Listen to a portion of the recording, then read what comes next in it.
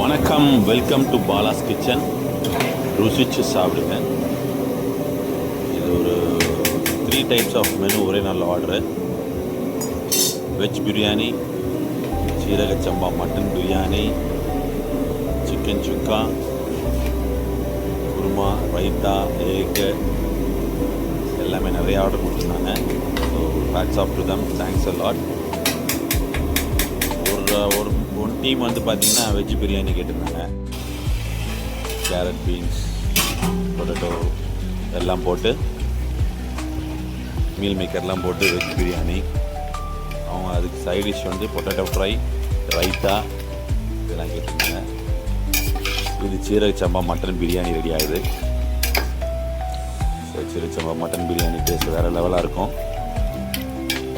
Any kind of food before one day, Bala's Kitchen is ready to make it.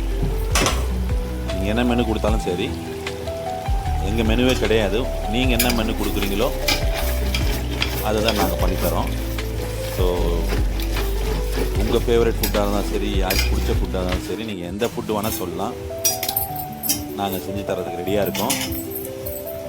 Moreover நிறைய பேருக்கு, என்ன வயசானவங்களுக்கு, aged பீப்புளுக்கு எல்லாருக்குமே மந்த்லி பேஸ் ஃபுட்டு கொடுத்துட்ருக்கோம். So seeraga samba mutton biryani ready ஆகுது பாருங்கள், வேறு லெவலில் ரெடி ஆகுது. சாப்பிட்டு பார்த்தா வேறு லெவலாக இருக்கும். கொஞ்சம் சீரக சம்பாவுக்கு வந்து பார்த்திங்கன்னா மசாலா எல்லாம் ஸ்ட்ராங்காக போடணும். பாஸ்மதி மாதிரி மைல்டாக இருந்தால் நல்லா இருக்காது. சீரக சம்பாவுக்கு எப்பவுமே கொஞ்சம் ஸ்ட்ராங்காக தான் இருக்கணும், அப்போ தான் டேஸ்ட் நல்லா வரும்.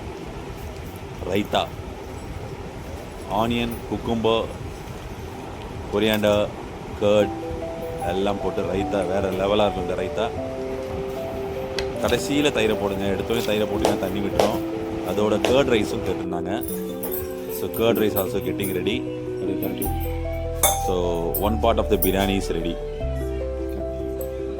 இது வந்து வெஜ் பிரியாணி ரெடி ஆயிடுச்சு. ஸோ அவங்களுக்கு சர்வ் பண்ணுறதுக்கு கொடுக்கறதுக்கு ரெடி ஆயிடுச்சு. இது ஒரு 20 பேர் கேட்டிருந்தாங்க.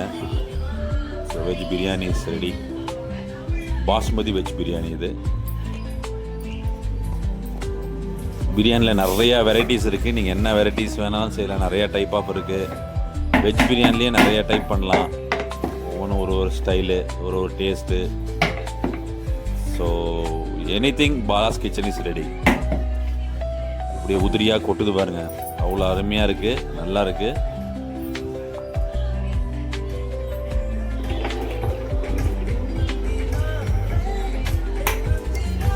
Packing is get ready.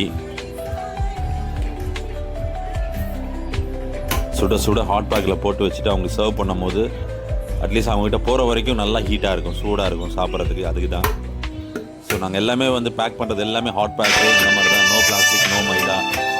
This is our main concept. So எதுவுமே சூடாக தரணுன்றது தான் ஒரு மெயின் ரீசன். எல்லாமே சூடாக சாப்பிட்றாங்க எங்ககிட்ட வாங்குறவங்க எல்லாருமே.